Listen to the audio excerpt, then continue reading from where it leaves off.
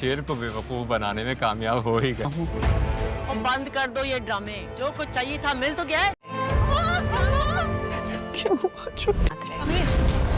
मामूली सी मुलाजमा है, अपने शौहर के साथ कहाँ जोड़ रही हो?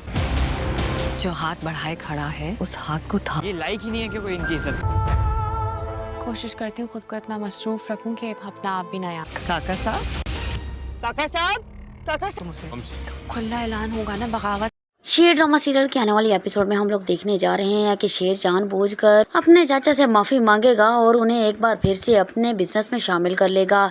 शेर का चाचा शेर की ये हरकत देखकर बहुत ज्यादा हंसेगा और कहेगा कि एक बार शेर अब फिर से उनके कब्जे में आ चुका है। वहीं दूसरी तरफ हम देखेंगे कि शेर की बड़ी बहन जो कि अपने शौहर पर शक कर रही होगी और अपनी माँ को बता रही होगी कि तभी उसका पाँव फिसलेगा और वो सीढ़ियों से गिर जाएगी और उसका बच्चा दुनिया में आने से पहले ही मर जाएगा और वो अब कभी भी माँ नहीं बन सकेगी। शेर के बहनोई को तो अब मौका मिल जाएगा और वो दूसरी शादी कर लेगा। वहीं दूसरी तरफ हम देखेंगे कि समरा भी फजर से जाकर मिलेगी और फजर से जाकर यही कहेगी कि जो तुम्हारी तरफ हाथ बढ़ा रहा है तुम्हें उससे शादी कर लेनी चाहिए। लेकिन फजर समरा से यही कहेगी कि ये तो खुली बगावत होगी बाप के साथ। समरा फजर को समझाएगी कि शेर तुम्हारे लिए कुछ भी कर सकता है, ऐसा हम सफर कहीं भी नहीं मिलता। समरा जैसे ही घर पहुँचेगी ताज जो कि समीर के साथ बोल रही होगी, समीर भी ताज के साथ बदतमीजी कर रहा होगा। समरा को ये देखकर बिल्कुल भी अच्छा नहीं लगेगा। समरा समीर को ही डांट देगी और उसे कमरे में जाने का कहेगी। वही दूसरी तरफ हम देखेंगे कि ताज भी समीर की शिकायत लगाने के लिए जब काका साहब के कमरे में जाएगी